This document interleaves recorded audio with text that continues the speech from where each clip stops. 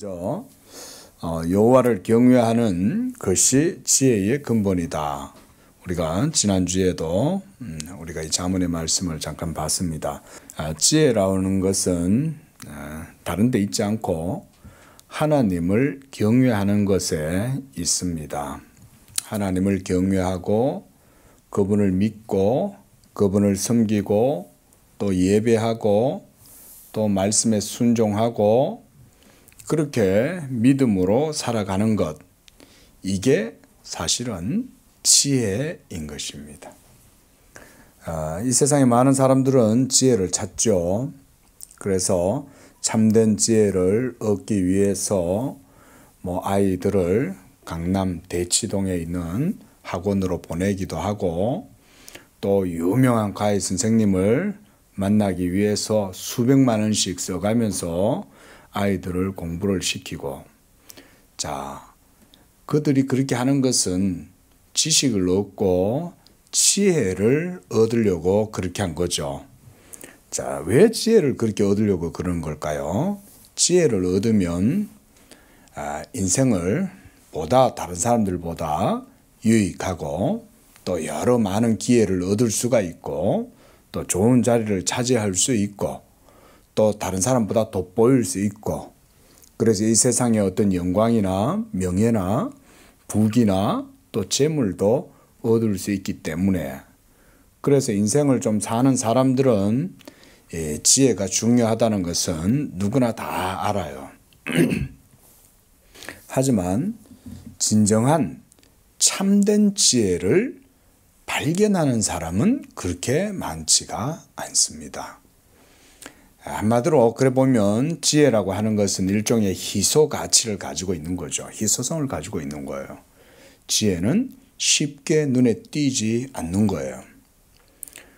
만약에 그게 많은 사람들한테 다 열려 있고 모든 사람들이 다 공유하고 아는 거라면 얼마나 좋겠습니까마는, 그러면 그 지혜는 더 이상 가치가 없겠죠. 모든 사람들한테 다 열려 있으니까. 하지만 참된 지혜, 진정한 지혜는 사람들한테 대부분 감추어져 있습니다. 왜 감추어져 있을까요? 지혜가. 그리고 하나님은 이 세상을 창조하셨는데, 그러면 왜 하나님께서는 또 그런 지혜를 사람들에게서 감추어 두시는 것일까요? 그건 다름 아니라 인간의 죄악된 본성 때문에 그런 거예요. 인간의 죄악된 본성은 하나님을 경외하지 않습니다. 하나님을 찾지도 않고 하나님의 이름을 부르지 않으며 그분을 섬기려고 하지 않아요. 우리가 지난 말씀에도 봤지만 인간의 죄악된 본성은 그 자체로 영적으로 맹인이 된 거예요. 영적으로 소경이 되어가지고 눈은 뜨고 있어도 보지를 못하는 거예요. 한마디로 마음의 빛이 어두워져가지고 볼 수 없는 거죠. 그래서 우리가 두더지와 같이 되었다 그랬습니다. 그렇죠? 두더지처럼 이 온 세계에 찬란한 광채가 비춰도 그 빛을 보지 못하는 거죠. 성경은 그러나 지혜가 온 세계 가운데 곳곳에서 지혜가 소리를 지른다 그래요. 지혜가 소리를 지른다. 그 말인즉슨 지혜가 감추어져 있는 것이 실상은 아님에도 불구하고 그 지혜를 사람들이 발견하지 못한다는 거잖아요. 아니, 지혜가 소리를 지른다는데, 여기서도 번쩍이고 저기서도 번쩍이고 모든 곳에서 하나님의 지혜가 찬란하게 빛이 나고 있는데 왜 그걸 못 보냐 이거예요. 왜 그 지혜의 소리를 못 듣냐 이거예요. 뭐 때문입니까? 바로 사람의 부패한 본성이, 한마디로 영적인 마음의 눈이, 마음의 귀가 닫히고 보지 못하기 때문에, 그래서 지혜가 사람들의 눈에 쉽게 포착이 되지 않는 거예요. 그러나 성경은 하나님의 참된 지혜에 대해서 말씀해 줘요. 다른 거 없습니다. 잠언서 전체의 주제라고도 할 수가 있어요. 바로 여호와를 경외하는 것, 그것이 지혜의 근본이다. 우리가 지난주에 111장 시편 거기서도 봤습니다. 그렇죠? 또 잠언 1장 7절에서도 그 말씀이 있죠. 여호와를 경외하는 것이 지혜의 근본이다. 이거 성경이 당연하다고 얘기하는 거예요. 뭐 변증하거나 설명해 주지도 않아요. 하나님이 계시는 건 당연한 것이요. 그분이 계시니까 당연히 그분을 경외하는 것은 그거는 뭐 재론의 여지가 없는 거예요. 당연한 거예요. 하나님이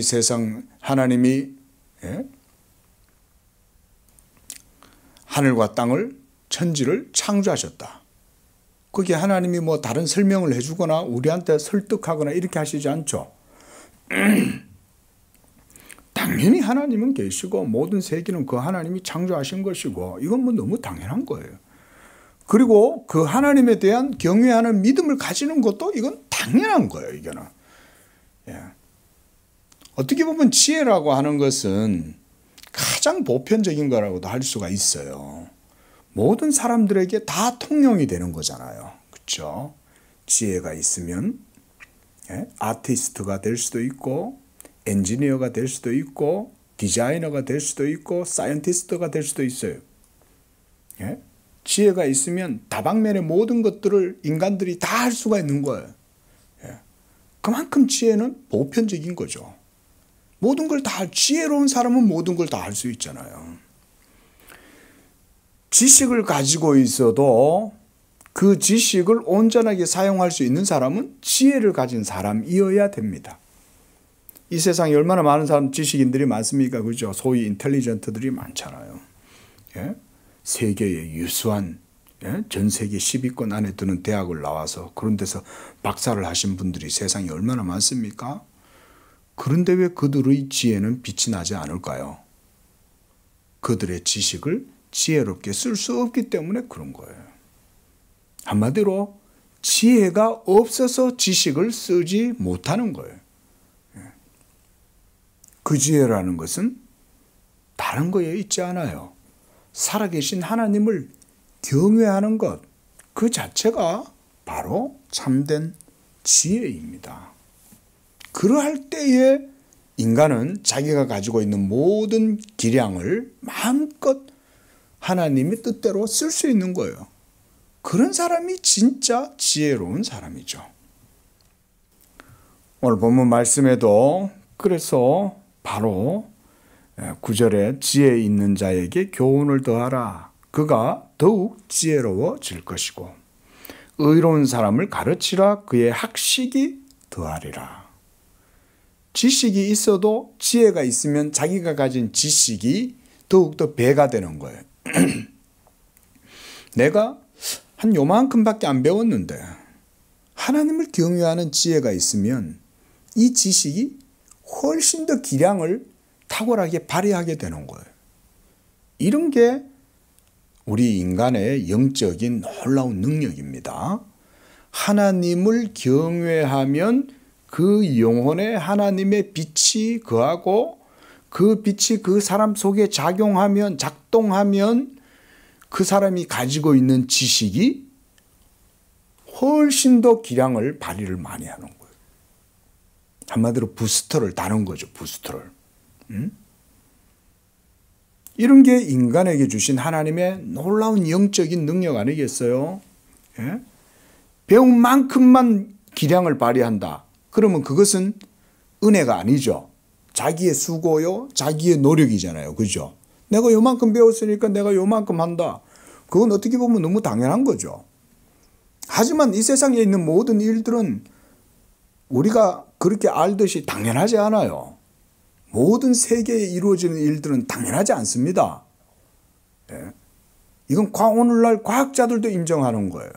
모든 사물과 현상과 모든 사태가 당연한 게 아닙니다. 하나님의 기적이에요. 하나님의 능력이에요. 하나님의 지혜예요. 하나님의 역사고 섭리예요. 그게 어떻게 당연해요? 하나님이 역사 안 하시면 어두움이요. 하나님이 역사 안 하시면 비참함이요. 절망이요. 그런 거잖아요. 하나님이 역사하시니까 그런 거죠. 어떻게 당연하다고 우리가 말할 수 있어요? 응? 해가 동쪽에서 뜨고 서쪽으로 진다. 그거를 당연하다고 생각하는 것은 지식이 없는 거예요. 진짜 지식이 있고 진짜 지혜가 있으면 그걸 당연하다고 여기지 않아요. 감사로 여기고 은총으로 여기고 찬양의 제목으로 삼는 거예요. 예? 내가 이만큼 가졌다고 해서 그만큼 한다. 그걸 당연하다고 여기는 안 된다. 놀라운 하나님의 능력과 은총은 여호와를 경외할 때 그 사람이 가지고 있는 그만큼의 기량보다 훨씬 더 뛰어나게 하나님은 역사하시고 우리를 그렇게 쓰신다. 놀라운 거 아닙니까? 그렇게 해서 하나님을 찬양하게 하는 거죠. 우리가 요만큼 했는데 이만큼만 드러나면 하나님 찬양할 필요가 있습니까? 내가 이만큼 했는데 그러니 그만큼 하는 거지. 이렇게 말한다면 거기에는 은혜가 안 나타날 거 아니에요. 그러나 나는 요만큼이지만 하나님은 자기의 이름과 영광을 위해서 나에게 은혜를 주시고 그래서 내가 믿음으로 행할 때에 나의 요만한 것이 하나님께 너무나 크게 쓰임받으면 하나님이 거기에 복을 주셔가지고 넘치는 열매를 맺게 하고 복되게 하신다. 이럴 때 하나님이 우리 속에서 그렇게 선한 역사를 이루시는 거예요. 가만히 보면 여러분들의 삶을 한번 자기 스스로 잘 한번 자기의 삶을 한번 잘 성찰을 한번 해보십시오. 과연 내가 한 만큼 그만큼 내가 하는 거냐? 그러면 보잘것없어요. 정말 보잘것없는 거예요. 남루하고 비루하고 예? 정말 누더기 같고 그런 게 우리의 인생일 수밖에 없지만 하나님이 사실은 모든 것에 은혜를 채워주시잖아요. 그게 바로 여호와를 경외하는 자에게 주시는 여호와의 복이에요.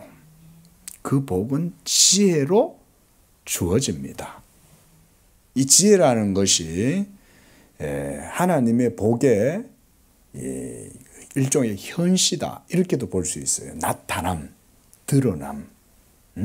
하나님의 복이 이 세상 가운데 여러분들의 삶과 모든 생애 속에 드러나게 하실 때 하나님은 지혜를 통해서 그 일을 나타내시는 거예요.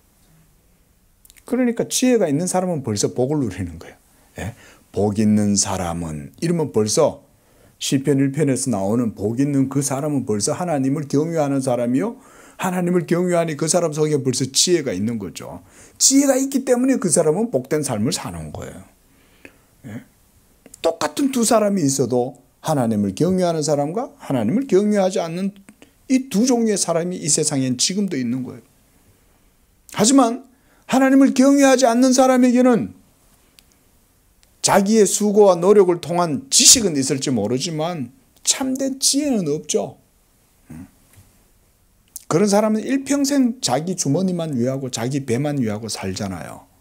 저 어떻게 하면 내가 이심양면하고 그래서 다른 사람들보다 뛰어나고 좋은 삶을 살고 또 내 자녀들은 흙수저가 아니고 금수저로 키우고 그렇게 해서 이 세상에서도 다른 애들보다 훨씬 더 뛰어난 애들이 되도록 하고 지금 우리나라의 상류층 소위 인텔리전트들 소위 우리나라의 지성인들이라고 그런 데 속하는 그런 사람들이 지금 자녀들을 그런 식으로 지금 다 배려놓고 있잖아요. 자기들이 배려놓은 애들을 망치고 있다는 걸 몰라요. 부모를 잘한다고 생각하는 거예요. 그러니까 무슨 고등학교 때부터 무슨 논문 대필이니 이렇게 쌓고 그래서 세상의 최고 꼭대기만 올라가기를 바라고 있는 거죠. 덩달아 그냥 예수 믿는 사람들도 정신을 못 차리고는 막 똑같이 그 휩쓸려 가지고 교회 다니는 사람들도 같이 이 세상의 그런 세상을 숭상하는 거예요. 그게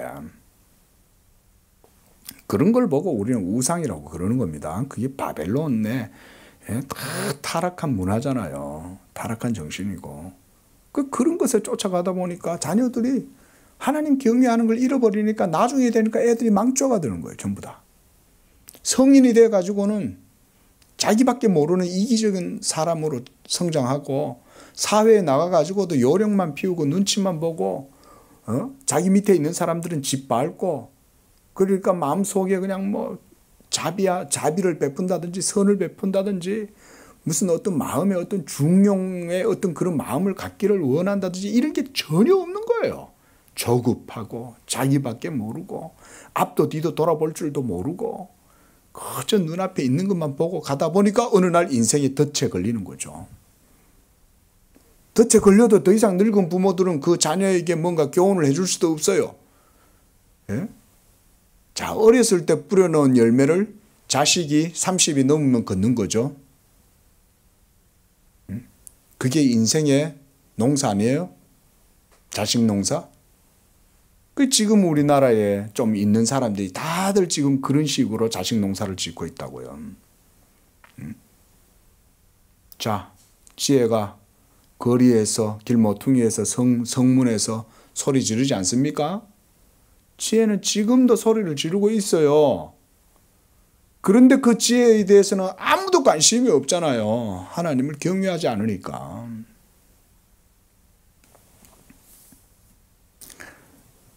성경은 계속 그렇게 얘기해요. 그래서 11절에도 보면 나 지혜로 말미암아 네 날이 많아질 것이요. 장수한다 이거예요.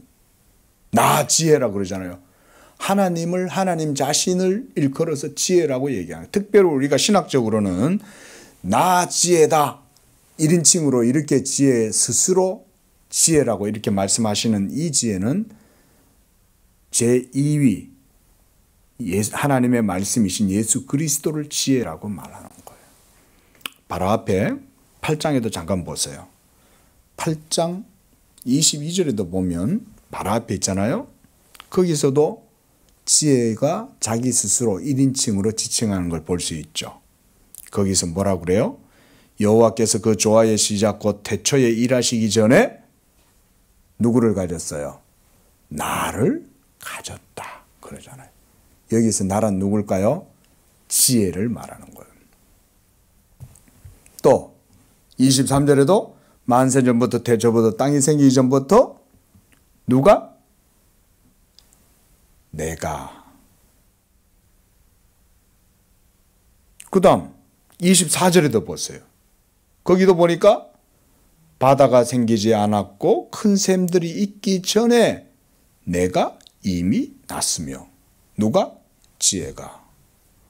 또 26절에도 25절에도 그렇죠? 내가 이미 났으며 또 27절에도 하나님이 천지를 창조하실 때에 내가 거기 있었고 또 30절에도 내가 그 곁에 있어서 창조자가 되어 이렇게 말씀하는 거예요. 자, 여기서 내가 라고 말씀하고 있는 이분은 바로 제2위이신 여호와의 지혜, 여호와의 말씀 그분을 얘기하는 거예요. 바로 누구겠어요? 그렇죠. 예수님인 거예요. 제2위 이러면 우리가 성부, 성자시잖아요. 그렇죠? 바로 예수님을 말하는 거예요. 여호와를 경외한다는 것은 이와 같이 하나님의 깊은 지혜가 거기에 역사하고 있는 거예요. 그래서 우리 성도님들 예수님을 믿는 그것 자체를 엄청난 복으로 생각을 하셔야 돼요. 믿으시기 바랍니다. 예수님을 믿고 하나님을 경외한다. 이 사람은 여호와께 복을 받은 사람인 거예요. 믿으시기 바랍니다. 얼마나 감사한지 몰라요. 하나님을 경외하는 그 자체가 벌써 그 사람은 하나님께 복을 받은 사람인 거예요. 그리고 그의 지혜가 그에게 있고 이 지혜로 말미암아 이 사람은 생명을 누릴 뿐만 아니라 하나님의 자녀가 되고 영생을 얻고 또 이 땅에서도 그 지혜로 말미암아 복된 삶을 살아가게 되는 거예요. 그래서 11절에서는 지혜로 말미암아 너의 날이 많아지게 될 것이다. 이것은 그저 단순한 장수다 이렇게만 보지 않아요. 오래 산다. 이것도 여기에 포함되어져 있습니다. 오래 사는 이유는 그 사람의 길이 온전한 길로 걸어가니까 오래 사는 거예요. 어둠의 길로 안 가는 거예요. 그렇죠? 예? 할렘가나 헤매고 다니고 마약하는 사람들이나 만나고, 예? 막 술 마시고 퇴폐적으로 사는 사람들하고만 맨날 만나고 그러면 오래 살 수 있겠어요?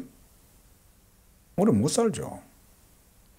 그러나 주일 되면 교회에 와서 성도들과 교제하고 하나님을 경외하는 가운데 그 영혼이 말씀의 빛 가운데 밝은 마음을 가지고, 그러면서 또 자기가 한 주간 동안 하나님 앞에서 살아왔던 모든 삶을 하나님 앞에 내려놓고 또 죄를 사함받고, 그래서 그 마음이 또 정결해지고, 그렇게 해서 또 새로운 마음으로 또 한 주간을 시작하고, 이런 사람하고, 예?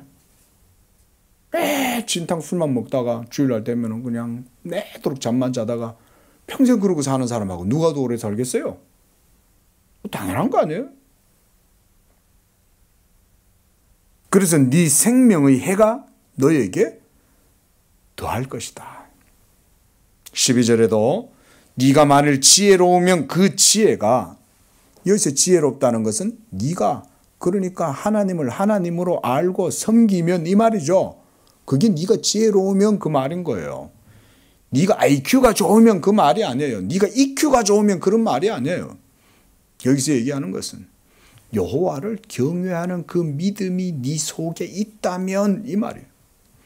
그러면 그 믿음이 너에게 유익이 될 것이고, 그것이 지혜로 작용을 해서 너의 삶을 복되게 할 것이다. 그 얘기입니다. 자, 이런 것들이 바로 여호와를 경외하는 믿음이 주는 은혜들이죠. 복이죠. 자, 이제 칼빈은 25절에서 본문을 이제 보겠습니다. 베르나두스, 이 버나드라고 하는, 우리가 버나드라고도 말을 합니다. 그 라틴어로는 베르나르두스다 이렇게 부르기도 하고요. 우리나라에서는 성 버나드다 이렇게 많이들 알려져 있는 분입니다. 자, 그분의 설교의 내용을 칼빈이요 인용을 해가지고 왔어요. 아주 긴데 설교문이에요. 제가 한번 읽어볼게요. 여러분들도 한번 따라 보십시오. 아주 은혜롭습니다. 자, 두 번째 줄에 나는 하나님의 은총으로 때때로 영혼에 대해서 생각하게 된다고 말합니다. 그때 나는 내가 보기에 서로 상충하는 어떤 두 가지를 발견하기에 이릅니다. 우리는 영혼을 그 자체로서 그리고 그 자체로부터 바라보게 될 때 그것이 무로 돌아간다고 밖에 달리 이에 대해 진실을 말할 수가 없습니다. 영혼의 비참함에 대해 일일이 열거할 필요가 있겠습니까? 그것은 죄의 짐에 허덕이고, 우리 영혼의 상태예요. 어둠에 둘러싸여 있고 쾌락에 사로잡혀 있고 정욕에 소진되고 격정에 취해 있고 몽환에 차 있고 항상 죄로 향하고 모든 악에 기울어지는 바 한마디로 수치와 혼동으로 채워져 있지 않습니까? 말할 나위 없이 진리의 빛이라는 관점에서 꼼꼼히 살펴보면 의에 속한다고 여겨지는 우리의 모든 행위가 경수 때의 여자의 옷과 같음을 발견하게 되는데, 경수 때 이건 이제 여자들의 그 생리의 때를 얘기하는 거죠. 그렇다면 우리의 행위는 모두 불의로 헤아려지지 않겠습니까? 인간의 타락하고 부패한 상태를, 영혼의 비참하고 불의한 상태를 지금 베르나두스가 이렇게 지금 설명을 하고 있는 겁니다. 계속 볼게요. 만약 우리 안에 있는 빛이 어두움이라면 그 어두움이 얼마나 더하겠습니까? 마태복음 6장 23절. 그렇다면 어떻습니까? 의심할 바 없이 사람은 헛것과 같습니다. 사람은 무로 돌아갑니다. 어떻게 하나님이 위대하게 하신 사람이 궁극적으로 nothing 이 말이에요. 무가 될 수 있겠습니까? 하나님이 바라보시고 자기의 마음을 두신 사람이 어떻게 무가 될 수 있습니까? 형제들이여, 다시금 마음을 다잡도록 합시다. 비록 우리 자신의 마음은 무라 할 것이나 아마 우리로부터 나온 무엇이 하나님의 마음에 감추어져 있을 것입니다. 오 자비의 아버지시여, 오 불쌍한 자들의 아버지시여, 어찌하여 당신의 마음을 우리를 향하여 쏟으시나이까? 네 보물이 있는 곳에 네 마음이 있다고 하셨나니 만약 우리가 무라면 어찌 우리가 보물이 됩니까? 모든 열방이 마치 존재하지 않는 것 같으니 무로 여겨질 따름입니다. 우리가 이번 주 이사야서에서도 봤습니다. 이사야 40장 17절에서 실로 당신 앞에서는 그렇습니다. 그러나 당신 안에서는 그렇지 않습니다. 자, 제가 여러분 읽다 보면 길을 잃어요. 자, 두 가지 상태에 대해서 얘기해요. 첫째, 인간 영혼의 부패함, 타락함, 불의함의 상태죠. 그래서 우리의 마음, 영혼 안에를 들여다보면 그 비참함, 그 참담함으로 가득한 거예요. 그러니까 우리는 그저 무와 같은 거예요. 무. 예? 우리가 이번 주 이사야도 그러잖아요. 그렇죠? 우리 사람들이 하나님 앞에서는 온 세계 열방의 열방은 통에 한 방울의 물과 같다. 그러면서 또 동시에 우리의 인생들은 입김과 같다 그랬잖아요. 입김. 입김이 얼마나 허무해요. 그렇죠? 지금 그런 얘기를 하면서도 동시에 또 버나드는 뭔 말을 하냐면 그럼에도 불구하고 우리의 영혼 안에 하나님께서 자기의 것을 놓으셨고 그것으로 인해서 우리 영혼에 빛을 비추어 주셨다는 거예요. 그게 바로 은총이죠. 자, 근데 여기서 지금 그 은총을 뭐라고 말하냐면 이렇게 말하고 있어요. 방금 거기도 보면 그러나 실로 당신 앞에서는 그렇습니다. 그러나 당신 안에서는 그렇지 않습니다. 이런 표현은 아주 이게 어떻게 보면 굉장히 이제 수사적인 표현이잖아요. 당신 앞에서란 얘기는 우리가 하나님 앞에서 율법 앞에서의 판단을 얘기하는 거예요. 하나님의 율법의 판단 앞에서 우리가 주일날도 공부했죠. 그렇죠? 율법 앞에 서 있는 우리의 모습은 비참하잖아요. 참담하잖아요. 그리고 그 모습으로 절대 하나님 앞에 나아갈 수 없죠. 그러나 하나님 당신 안에서는 그렇지 않습니다. 하나님 안에, 즉 그리스도 예수 안에 있는 하나님의 자비하심으로 우리에게 베풀어 주시는 하나님의 복음의 은총을 버나드도 지금 말하고 있는 거예요. 그래서 당신 자신의 진리의 심판 가운데서는 그렇습니다. 율법이 심판이죠. 그러나 당신의 경건의 정서 가운데에서는 그렇지 않습니다. 이어서 경건의 정서라는 말은 우리가 아펙투스다 이런 말 쓰시는 분들도 있고 한데요. 이 신령한 영적 정서란 성령의 은혜로 말미암아 감동된 영혼, 그 말이에요. 정서란 말은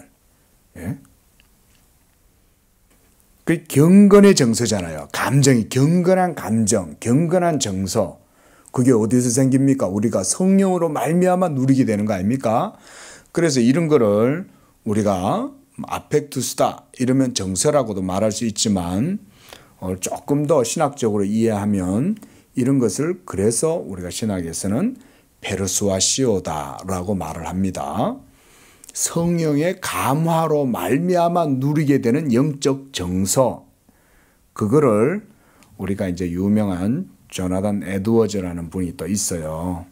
나중에 한번 우리가 기회가 되면 조나단 에드워즈의 책을 가지고도 한번 도서 강독을 한번 했으면 좋겠습니다. 그분이 또 이런 신앙의 감정론 이런 책도 쓰시고 그랬어요. 그 정서가 바로 그거예요. 성령의 은혜 안에서 성도가 누리게 되는 경건한 정서. 그건 그리스도 안에 있는 진리로 말미암는 정서예요. 자, 이런 건 그만큼 하고. 자, 계속 봅니다. 자, 이렇듯 진정 당신은 존재하지 않는 것들을 존재하는 것들로 부르십니다. 존재하지 않는 것들이란 말하자면 우리가 무와 같은 그런 비참한 상태, 불의한 상태였다는 거예요. 그렇죠? 자, 우리가 이전에 하나님을 몰랐죠? 예전에는. 그렇지 않습니까? 여기 서 있는 목사도 기독교 집안에서 태어나도 하나님은 몰랐어요. 맨날 뭐 하나님 앞에서 온전한 삶도 못 살고 유익한 삶도 못 살고 그러고 그냥 허무한 삶을 살았을 수밖에 없었는데 하나님이 불러주신 거예요. 여러분들도 마찬가지입니다. 우리는 다 그리스도 밖에 있었고 하나님의 언약에는 외인들, 이방인들이었어요. 그런데 하나님이 우리들을 불러주신 거죠. 그래서 존재하는 것들로서 우리를 불러주셨다. 그것들은 존재하지 않습니다. 왜냐하면 당신은 존재하지 않는 것들을 부르시기 때문입니다. 그것들은 존재합니다. 왜냐하면 당신은 그것들을 부르시기 때문입니다. 하나님의 부르심, 우리가 이걸 콜링이라고 그러죠.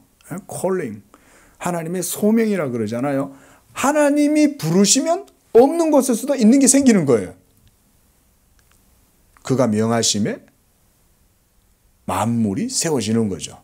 하나님은 없는 것을 있는 것 같이 부르시는 분이다. 그게 바로 지금 그 로마서 4장 17절 말씀입니다. 이렇게 하나님께서는 부르시고 그래서 당신은 그것들을 부르시기 때문에 그것들은 그것들 자체로 존재하지 않음에도 불구하고 당신 앞에서 존재하게 됩니다. 놀라운 버나드의 이런 표현들이 진짜 대단한 거 아니겠어요? 그게 칼빈이나 되니까 이런 걸 인용하는 거 아니에요? 하나님은 여러분들이 무와 같은 그런 불의하고 하나님 앞에서 심판과 진노와 멸망을 당할 수밖에 없는 여러분들을 그리스도 안에서 여러분들을 불러주시는 거예요. 그래서 여러분들을 있게 해주신 거예요. 할렐루야. 예? 우리를 있게 해주신 줄로 믿습니다. 예? 그 여러분들의 존재 가치가 거기서 있는 거죠. 그것들은 그것들 자체로 존재하지 않음에도 불구하고 당신 앞에서는 존재합니다. 이는 사도가 전하는 바 그들의 행위로 말미암지 않고 부르시는 이로 말미암는 것입니다. 그리고 사도는 이러한 일련의 두 가지 사례를 하나로 잇는 연결이 놀랍다고 말합니다. 서로 연결된 것은 서로가 서로를 파괴하지 않음이 분명합니다.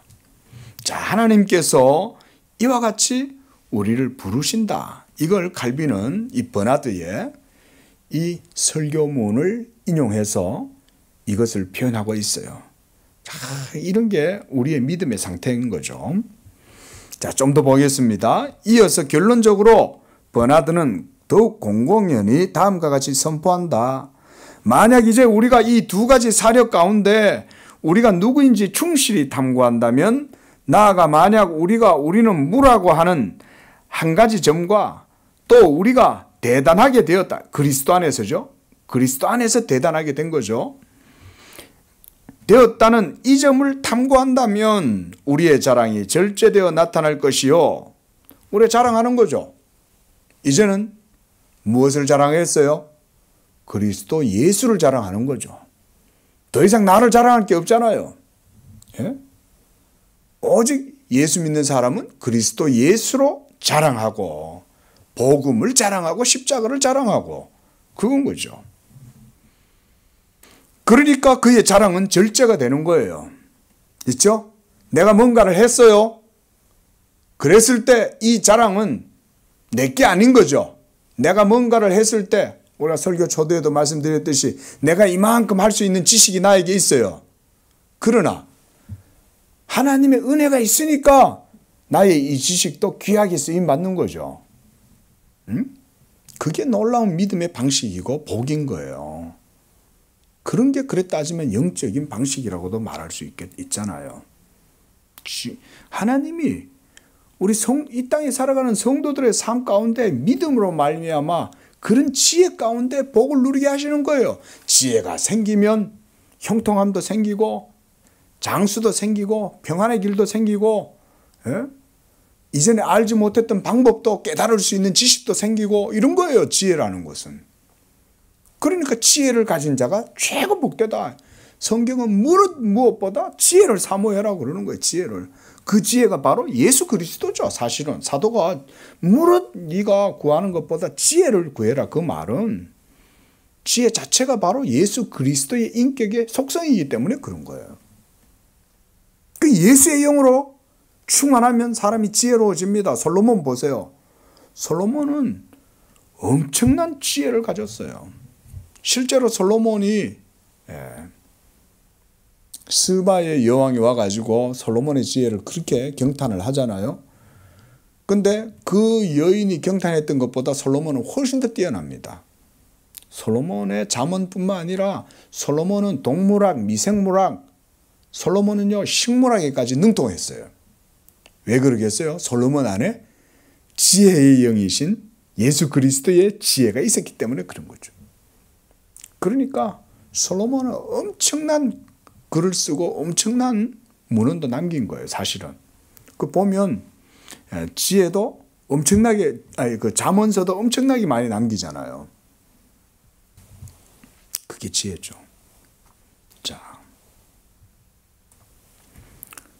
그래서 주 안에서 자랑하게 될 것이라고 나는 생각합니다. 결단코 우리를 구원하고자 작정하셨다면, 그가 우리를 구원하고자 작정하셨다면 우리는 즉시 해방될 것입니다. 만약 우리가 이를 생각한다면 우리 가운데 평안을 누리게 될 것입니다. 이로부터 우리는 더 높은 망대로 올라가 하나님의 도성을 찾읍시다. 그의 성전을 찾읍시다. 그의 집을 찾읍시다. 그의 신부를 찾읍시다. 나는 이를 잊지 않습니다. 그러나 나는 두려움과 경의를 가지고 우리는 하나님의 마음 속에 존재합니다. 그러나 우리 자신의 고상함으로 말미암지 않고 그가 우리를 고상하게 하심으로 말미암아 그러합니다. 라고 말합니다. 자, 어떻습니까? 그 옛날에 이 버나드라고 하는 이런 한마디로 목사님 아니에요? 오늘날 이런 설교를 하겠어요? 오늘날도 뛰어난 분들도 계시긴 하겠지만 얼마나 그 복음의 은혜 안에서 그 두 가지 사례라고 말하잖아요. 두 가지 사례. 이런 설교가 오늘날 설교보다 몇 배나 더 뛰어나죠. 그럼 우리가 옛날 사람들을 함부로 그렇게 생각하면 안 돼요. 대단합니다. 옛날에 오히려 훨씬 더 복음에 대한 아주 탁월한 식견을 가지고 있었던 거예요. 오늘날 현대인들이 도리어 하나님을 경외하는 지혜가 빛을 잃으니까 이 지식이 오히려 더 이렇게 빛이 안 드러나는 거죠. 참 순수한 복음, 복음에 그런 야성이 필요한 시대가 됐어요. 너무 저는 하여간 이 현대 산업 문명, 기술 문명, 과학 문명, 물질 문명 이런 게 참 우리의 그 영적 지혜를 점점 더 퇴화시켜 간다고 봐요. 인간을 지혜롭게 하지 않아요. 그렇죠? 마귀는 과학 문명 때문에 너희들 지혜로워 가. 너희들 DNA도 조작하고 이제는 인공지능도 나오고 인공태양도 나오고 앞으로 대단해. 이제는 달에도 갈 수도 있고 화성에도 갈 수도 있어. 속이는 거죠. 속으면 안 됩니다. 하나님을 경외하지 않으면요. 지혜를 누리지 못합니다. 만고불변의 법칙입니다. 앞으로 1000년이 지나도 똑같아요. 그거는요. 지혜는 1000년이 지나도 여전히 미련하고 악하고 교만한 사람들의 눈에는 감추어져 있을 것이고 겸손하고 마음이 온유하고 그래서 하나님을 섬기고 하나님을 경외하는 사람들에게는 그 지혜가 빛이 비출 것이고 하나님의 말씀은 2000년 전이나 지금이나 또 1000년 후나 똑같아요. 다를 바 없어요. 하나님 경외하지 않으면 다 똑같아요. 자, 26절도 좀 더 보겠습니다. 여호와께 돌려지는 경의와 그를 경외하는 것. 자, 이제 모든 성도가 도처에서 증언하는 여호와를 경외하는 것에 대해 다룬다. 이는 어떤 곳에서는 지혜의 근본이라 불리고 또 다른 곳에서는 지혜 자체로 불린다. 우리 좀 전에 봤습니다. 그렇죠? 지혜가 바로 예수 그리스도의 위격으로 돌려지는 거예요. 그래서 여호와를 경외하는 것은 하나지만 이중적인 뜻에서 유래한다. 하나님은 스스로 아버지와 여호와로서 경의를 받으셔야 하기 때문이다. 그러므로 그를 온당하게 예배하려는 자는 그에게 복종하는 아들이자 그를 충실히 따르는 종으로 자기를 나타내려고 애써야 한다. 선지자를 통해 전하듯 여호와는 자기를 아버지로 여기고 자기에게 다하는 순종을 영예라고 부르신다. 또 그는 자기를 주로 여기고 자기를 쫓는 것을 경외라고 부르신다. 그는 말씀하신다. 말라기서 1장 6절 아들은 그 아버지를 종은 그 주인을 공경하나니 내가 아버지일진데 나를 공경함이 어디 있느냐. 내가 주인일진데 나를 두려워함이 어디 있느냐. 자, 구약의 이스라엘 백성들을 말하는 것이죠. 비록 그가 이 둘을 구별하는 듯하나 당신은 그가 이 둘을 함께 섞고 사용하고 있음을 발견하게 될 것이다. 그러므로 우리에게는 여호와에 대한 경외가 저 영예와 경외가 혼합된 경의가 되게 하자. 자, 하나님을 경외함과 동시에 그분을 또한 그분에게 경의를 돌리는 거죠. 이런 게 경외죠. 그래서 영예와 경외의 두 정서를 동일한 마음이 모두 받아들인다고 해서 결코 놀라운 일이 아니다. 하나님 아버지가 우리에게 어떤 분인지를 속으로 깊이 생각하는 사람은 서로 지옥이 없다고 하더라도 그에게 거역하는 것을 어떤 죽음보다 더욱 심각하게 두려워해야 할 충분한 이유를 가지고 있다. 그러죠? 만약 지옥이 없다고 해도 하나님을 경외하는 마음을 가지고 있다면 그 사람은 지옥 때문에 그 하나님을 섬기려고 하는 것이 아닐 거 아니에요. 하나님을 경외하고 그분에게 경의를 돌리니까 그 하나님의 뜻을 따라서 나아가는 거죠. 우리의 육체의 욕정은 방자하기 그지없으니 우리는 이를 제어하기 위해 모든 방안을 강구해야 하며 동시에 여호와는 우리가 그의 권세 아래 살아가야 할 분으로서 모든 불법을 아주 미워하시기에 방탕하게 살아감으로써 그의 진노를 불러일으키는 자들은 그의 보복을 피할 수 없다는 생각을 굳게 붙들어야 한다. 자, 이런 것이 여호와를 경외하고 그분에게 합당한 영예를 돌리는 삶인 거죠. 자, 27절도 읽고 오늘 마치겠습니다. 자, 27절 아들의 두려움과 종의 두려움. 우리가 이거 생각하면 갈라디아서 생각나죠, 그렇죠? 예? 시내산에서 있는 하갈의 자손들은 종의 두려움을 가지는 거예요. 그러나 예루살렘에 있는 사라의 자녀들은 자녀의 두려움인 거예요. 하나님을 경외한다는 것은 하나님을 두려워하는 거잖아요. 그러나 이 두려움에는 두 가지 상태가 있는 거예요. 하나는 자녀의 두려움이 있고 하나는 종의 두려움이 있는 거예요. 오늘날은 이렇게 종 이런 게 없고 반상의 제도나 예전에 노비라든가 이런 게 없어가지고 이제 그렇지만 옛날에는 종들이 많이 있었잖아요. 우리나라도 예? 바로 우리 윗대 어른들의 삶 속에서도 아마 종들이 있었던 걸로 제가 알아요. 예? 점점 이제 세상이 개화가 되고 바뀌니까 이제 종이라는 신분이 점점 사라지긴 했지만,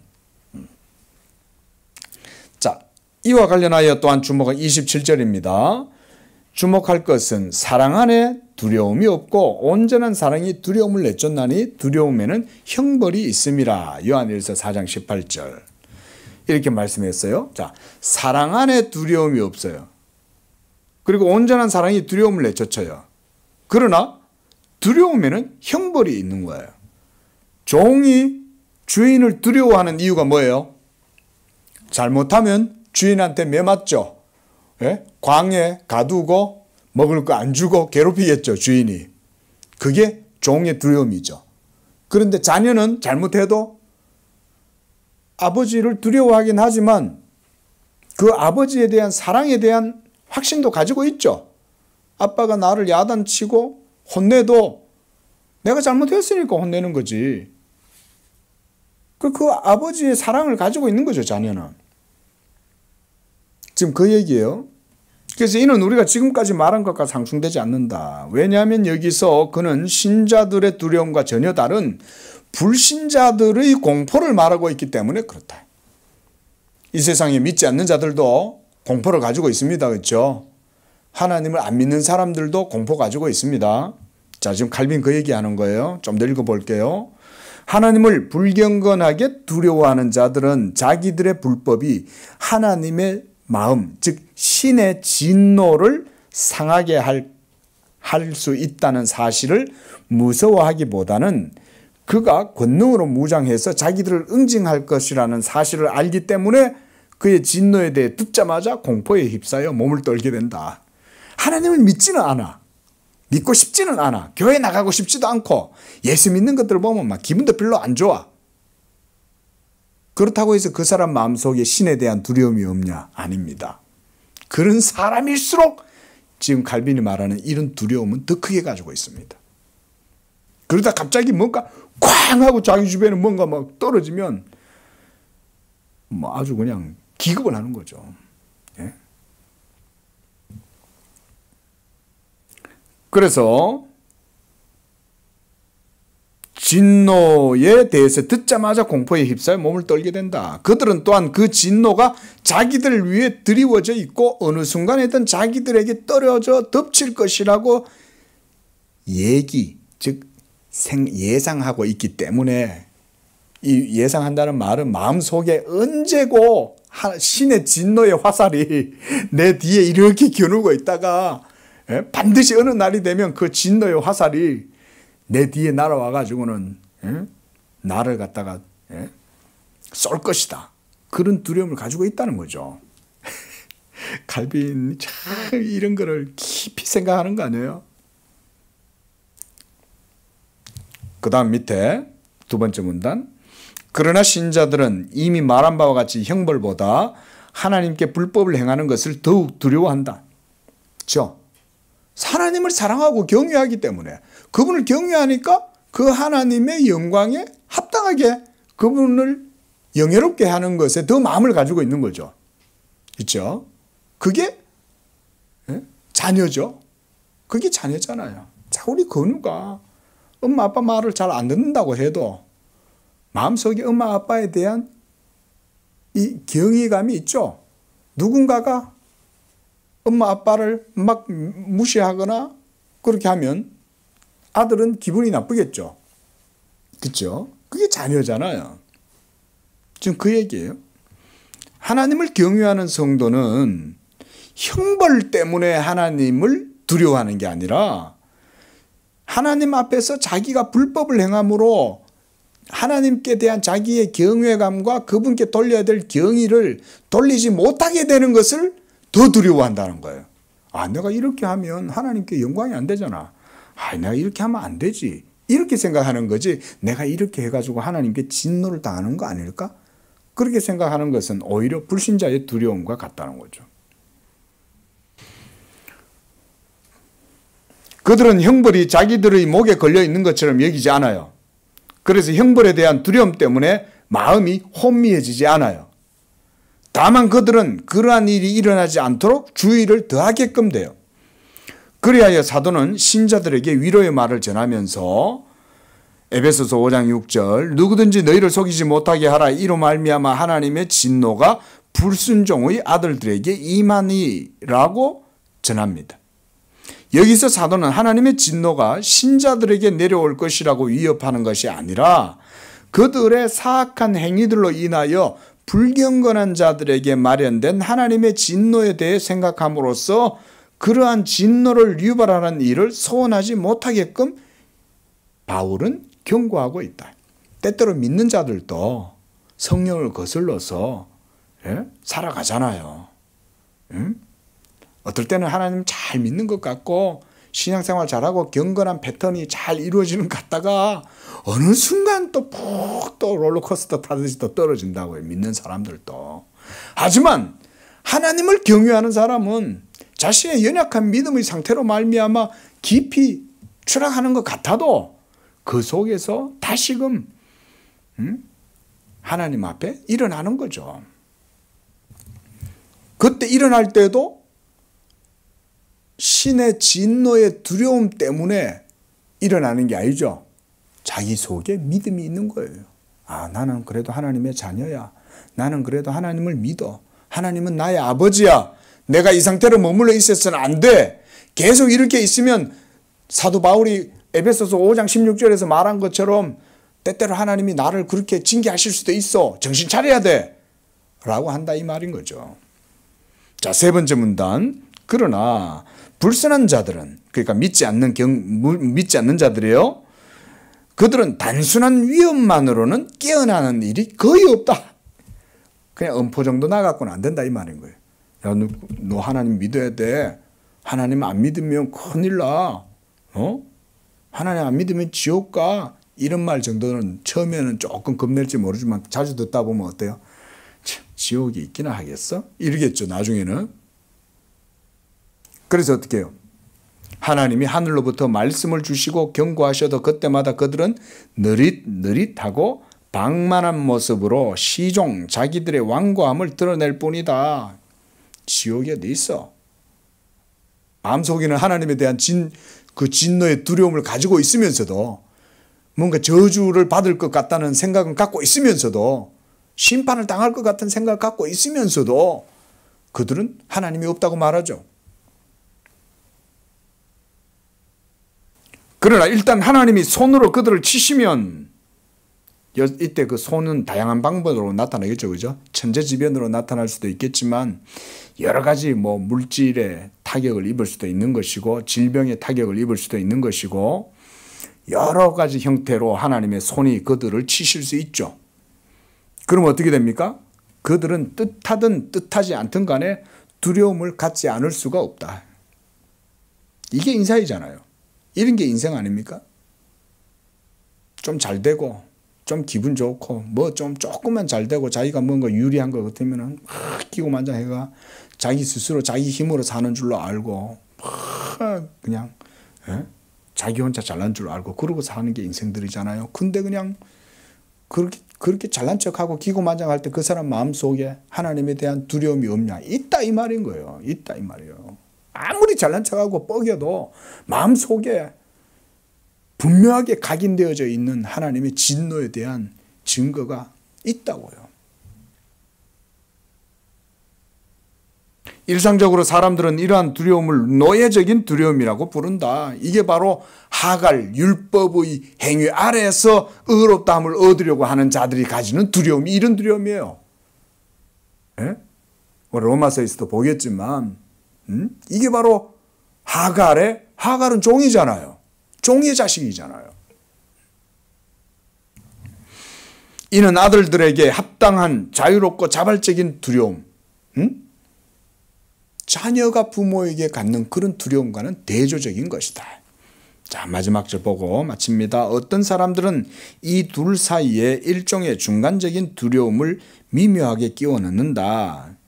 이런 중간적인 두려움이라는 게 있을까요? 왜냐하면 이따금 이러한 노예적이고 강요된 정서가 사람들의 마음을 지배하여 그들이 기꺼이 하나님에 대한 두려움을 지니게 되는 경우가 생기기 때문이다. 이럴 수 있지만 그러나 결국은 믿음의 사람은 아무리 자기의 믿음이 연약해도 자기 안에서 하나님의 진리의 빛을 볼 수 있죠. 믿음이 연약해도 칼빈의 논지는 그런 거예요. 그래서 칼빈은 작고 연약한 믿음을 결코 무시해서는 안 된다고 말하는 거예요. 그러니까 교회에 성도들이 누가 와도 믿음이 연약하고 부족해 보여도 그거 함부로 말하면 안 돼. 왜냐하면 하나님의 자비가 그 사람 속에 있고 그 사람 속에 하나님의 성령의 빛이 있고 오늘 여기서도 말했듯이 신령한 정서, 경건한 정서가 믿음이 연약한 것 같아도 그 사람 속에는 있거든. 그걸 무시하면 하나님을 무시하는 거예요.